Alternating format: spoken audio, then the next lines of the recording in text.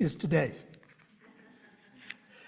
And so I welcome you to the Monterey Center for Spiritual Living. We're delighted that you have selected us for your spiritual enrichment for this morning. Here we are, 2025, and our Centers for Spiritual Living overarching theme for the year is Rising Higher and Going Deeper. And at the end of the year, we talked about expanding our consciousness, elevating our consciousness, knowing that we're continually open at the top. And so it's fitting that the theme for 2025 would pick up on that.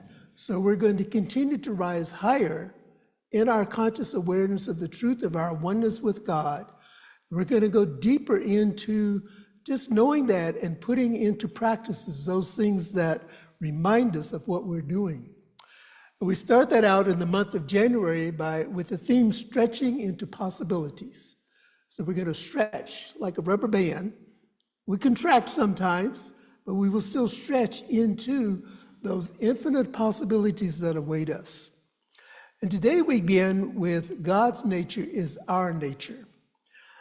And what I like about the beginning of the new year or the month of January, in many of our centers, if not most of our centers, we go back to what I call the basics. And that is where we review what's commonly known as the first 4 chapters of the Science of Mind textbook. And these are actually the introduction to the Science of Mind. And we begin this week by looking at the thing itself. Next week, we will look at the way it works. On the third Sunday, we will look at what it does, and on the last Sunday, we will discover how to use it.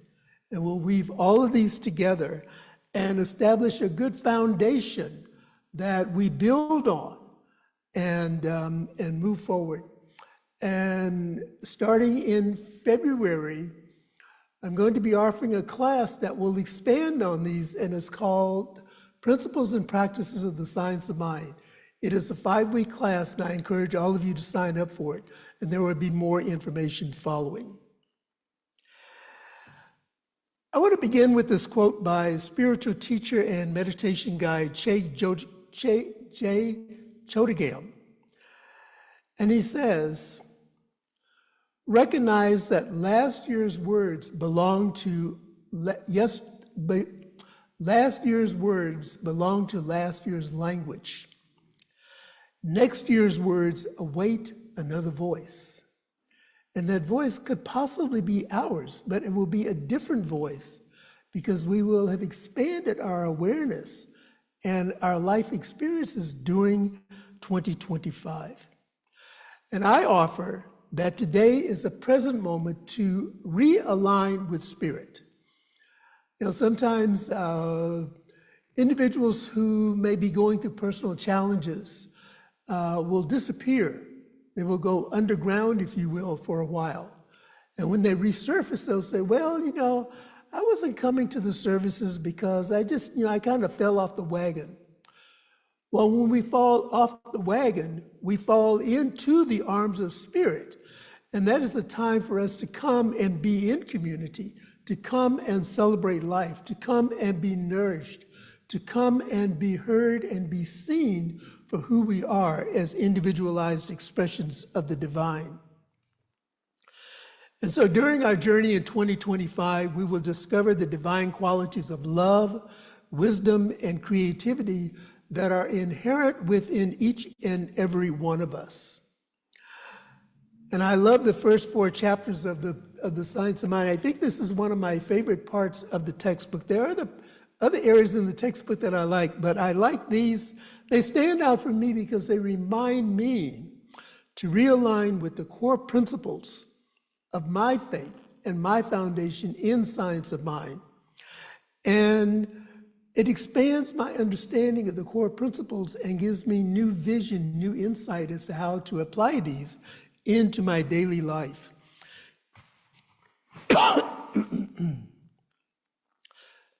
I want to start with a little piece of humor. The angel Gabriel asked God about the divine's latest creation. What is that? Gabriel asked. And God answers, it's a human. Gabriel, perplexed, asked, "What are those two round things?" God smiles and says, "Those are called eyes, so that they can see my other creations." Gabriel then asks, "What are those?" And the divine, obviously proud of his creation, answered, "Those are hands, so that they can create things just like I do." Gabriel points to the bottom of the human and says, "And this, what is that?" God chuckles and says, "This is a big toe for furniture." And Gabriel asks, "What do you mean for the furniture?" And God grins, saying, "Trust me, it will be hilarious." Now, I think my little toe was the one that was designed for furniture. So we look at God's nature as our nature. To suppose that the creative intelligence of the universe would create humanity in bondage and leave them bound would be to dishonor the creative power which we call God. We see abundance in the universe. We cannot count the grains of sand on each beach. The earth contains untold riches, and the air that is vibrant with power. Why then is humanity weak, poor, and afraid? And I offer a couple of quotes from Ernest Holmes that responds to this question: why are we afraid? Why are we weak and poor? Or why does it appear that we are afraid and that we're weak and that we are poor? Ernest Holmes says, "The divine plan is one of freedom. All instinctively feels this truth and points to freedom under the law. Thus, the inherent nature of humanity is forever seeking to express itself in terms of freedom." And I heard this definition of freedom that resonated with me recently, and it says that freedom means that there is nothing to lose. I have nothing to lose when I arrive at that stage of freedom. And so when we remember that the divine plan is one of freedom, then it aligns with that law that provides everything for us. And then on page 31 in the Science of Mind textbook, Ernest Holmes writes this: "The simplest way to state this proposition is to say that we have a conscious mind that operates within a subjective field which is creative. The conscious mind is spirit. The subjective mind is law. Mind and action, the creative medium of spirit. This is a definition of the law. One complements the other, and no real individuality could be expressed without a combination of both." And so, as was offered in our inspirational reading this morning by John Carsallo, we partake in the overdwelling and the indwelling presence of God. So it is not something that is separate from us. It is actually who we are. We are living, vital beings, individualized expressions of this divine truth. Then finally, Ernest responds by saying this on page 33: "When we learn to trust the universe, we shall be happy, prosperous, and well." So we can see that freedom and trust actually go together. Freedom means that I have nothing to lose, and trusting means that I have nothing to lose. So they both go together hand in hand. Our work on the spiritual journey is to recognize the connection between our current life experience and how we have been co-creating it through the law. Within this awareness, we can embrace the full power of our mind, our thinking, our thoughts, and our beliefs. The law, or mind in action, is the creative medium of spirit. The thing itself, what we're talking about this week, already establishes creation, so it's not something we need to invent or bring into being.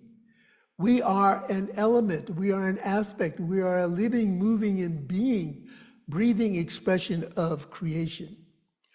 And so our role is to recognize and engage with the law in a way that allows us to create good in our lives. And we're not talking about good versus evil. We're talking about good, which Emma Curtis Hopkins says is merely God expanded. So in Emma's writings, when she refers to good, she is talking about God.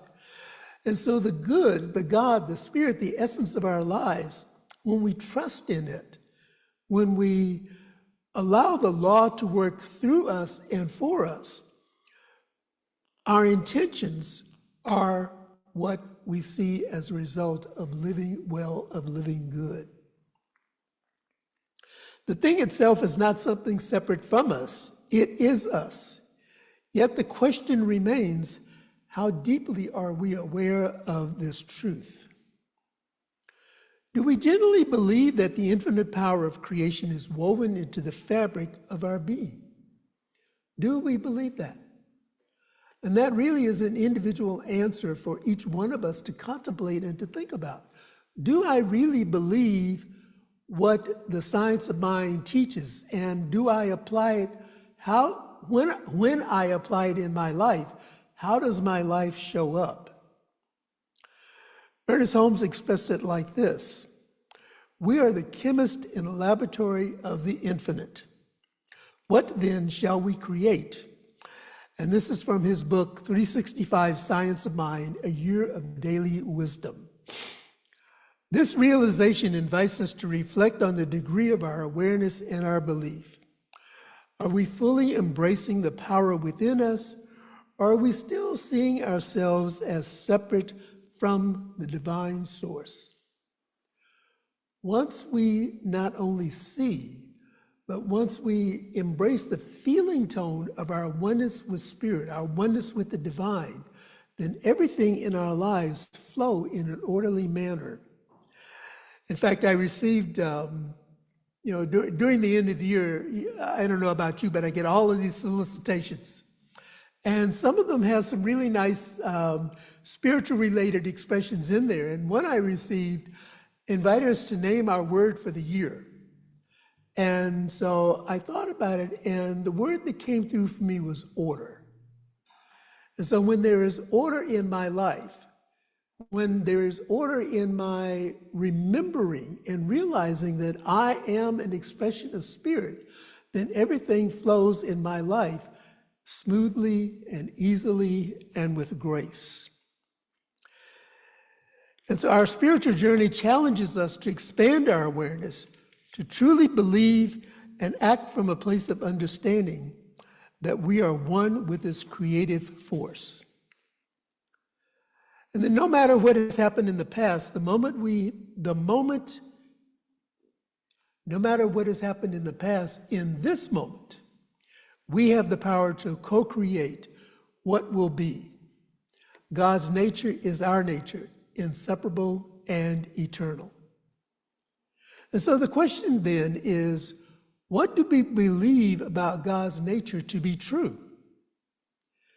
Do we see God as kind, as creative, as loving, as accepting? Or do we perceive God as withholding, unkind, judgmental, and punishing?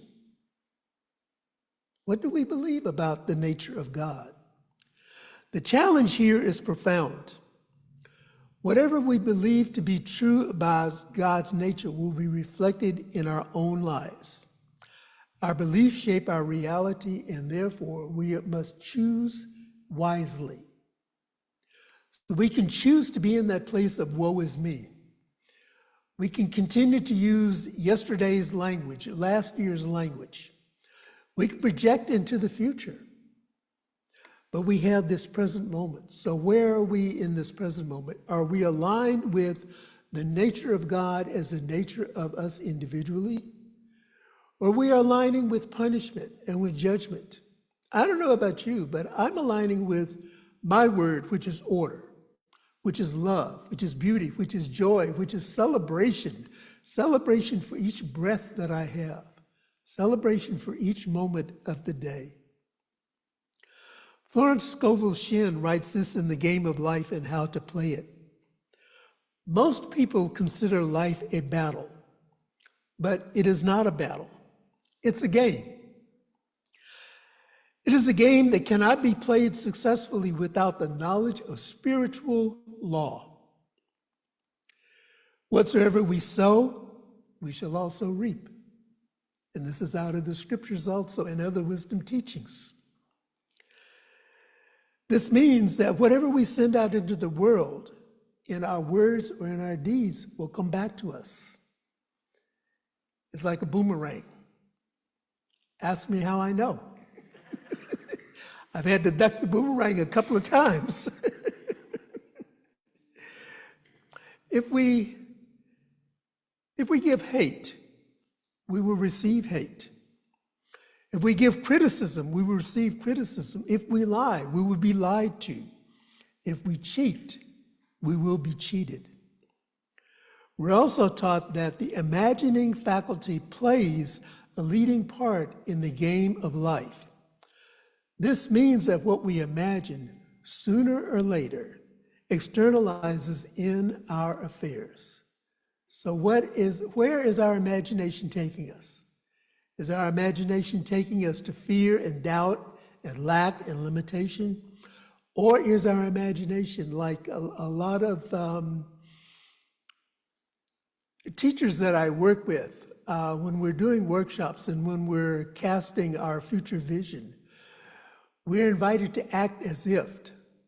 And so when we're writing a statement of what we have accomplished, we're writing it as if it has already occurred. So for an example, at the end of 2025, I am looking back. And so I am saying, I am grateful that the desires of my life materialize in these forms as, and whatever those forms are, fill in that blank. And so as we are moving and imagining for ourselves what our future will be, we're creating that day by day with our thoughts and the places where we pay our attention. If we believe in a loving, creative, and compassionate God, we align ourselves with those qualities and bring them into our experience. So what path do you choose to believe? And the answer to this question determines the path that we walk and the reality that we create. And so our call to action this morning is to recognize that there is no need to make anything happen or change anything about yourself. There is no need to make anything happen or change anything about yourself. Right where we are, in this very moment, we are whole, perfect, and complete in the mind of the infinite because we are designed that way. Just allow yourself to be fully present with your breath, body, and mind. And as we increase our awareness in this moment, we begin to open ourselves to a deeper connection and a conscious change. Everything begins in mind. And I believe this is a book by Jack Addington. I don't know if it's still in print or not, but everything begins in mind. And then I conclude with this quote from Ralph Waldo Emerson. The only person you are destined to become is the person you decide to be. The only person you are destined to become is the person that you decide to be. I invite us now to say our affirmation for the week, and this will be on our screen. I am a radiant reflection of divine love and wisdom. Let us say that together. I am a radiant reflection of divine love and wisdom. And as we keep that in mind, I invite us to take in a deep breath together and release it. And let's take in another deep breath and release it. And this final time, just go deep down into the belly and take in a nice slow breath, holding at the top for 1, 2, 3. And now releasing very slowly, emptying it all out. And in this release, I invite us to pray together, knowing that there is only one mind, there is only one power, there is only one presence. And this is what I call God. It is good and very good. It is the very essence of my life. It is the source of my being. It is the center of my joy. And as I affirm this truth for myself, I affirm it as a truth for all people in all places everywhere, recognizing that each one is an individualized expression of the divine.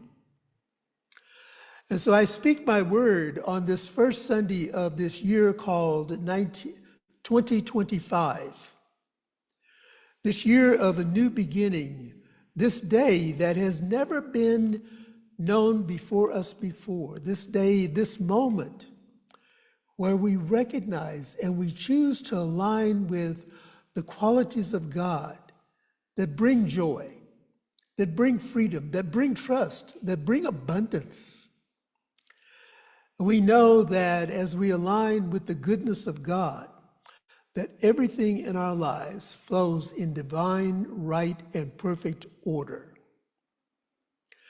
And so I speak my word for those who are gathering in the name and nature of the one life, recognizing all of the spiritual paths, all of the religious paths, all of the faith traditions that are known and practiced anywhere, recognizing that we're living in this material world and we're headed back into the spiritual world. And so the path that we choose is the path that is working for us in this moment. And so I bless all paths.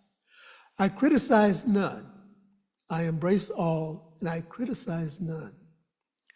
And I speak my word this morning for right livelihood, right enjoyment, right housing, right employment, right divine expression for each one, knowing that the desires of their heart are fulfilled by merely saying yes to Spirit.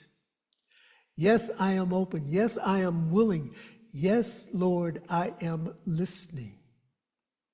I'm listening to the still voice within that tells me to go this way or to go that way, or to merely be still and know that this divine presence is who I am, and it is with me every breathing moment.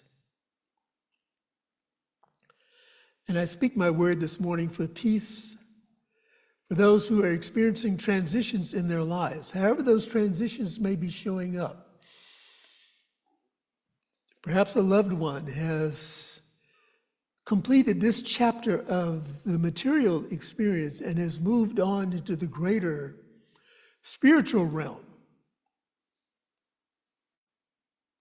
Perhaps there is a change in economic conditions. Perhaps there is a change in living conditions. Perhaps there's a change in relationships. Knowing that everything is always working for our highest and best, even when we can't see it, the divine is always working for us. As the expression goes, the divine's got our back. It has our front, it has our sides, it has our upper realms, it has the lower realms. It is the circumference of who we are, and there is nothing missing. And so for this awareness of the truth, I am eternally grateful. Releasing this word into that action of love and law, I know it is done, and so I just allow it to be. And if any of what I've said resonates with you in any way, I invite you to affirm this with me by saying together, and so it is. And so it is. And I just want to remind those who are here in the center especially, that we do have prayer request forms, and they're located on our prayer table over to my left and your right. Take advantage of those prayer requests. Don't leave here with a problem. And also allow us to celebrate with you the wins that you experience in your life. And so I don't know, it's something about our community that doesn't use a prayer request. And so I'm going to start bugging you until you begin to use them. You know, allow the ministers and the practitioners to celebrate with you the joys, the sorrows, the triumphs, whatever it is. We are here for you and we are here with you. And for those who may be viewing us online, you may submit a prayer request through our website. It goes into a secure mailbox, and we will celebrate with you the life experiences that make this life worth living. And so we shift gears now into that place where we share our abundance.